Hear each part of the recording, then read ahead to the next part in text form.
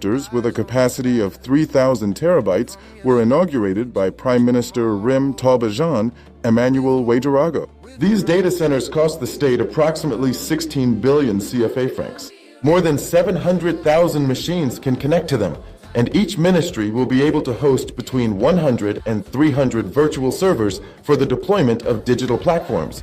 The goal: zero data outside the country. The inauguration ceremony is being covered for us by Sidalara Yeni and Umu Sise. Zero data outside the country. Lara Yeni and Umu Sise. This is another step forward for Burkina Faso towards digital sovereignty. The country now has 2 data centers capable of hosting all public administration data. These data are now under control and secured by Burkinabe engineers. These 2 data centers have a storage capacity of about 3,000 terabytes, and each ministerial department will be able to host between 100 and 300 virtual servers for the deployment of these digital platforms. All the platforms we have, all the user data we possess, we will now have enough space to store them. So whether it's civil status data, medical data, or even tax data, we will now be able to host them on these platforms.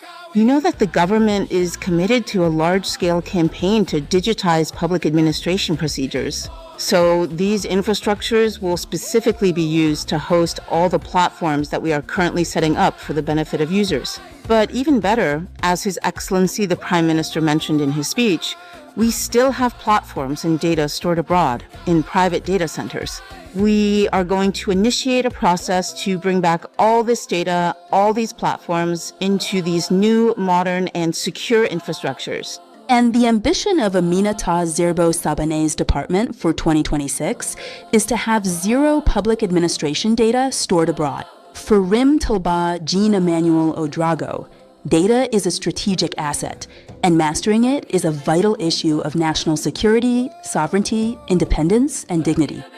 Those who don't control their data expose themselves to dependency, vulnerability, and domination.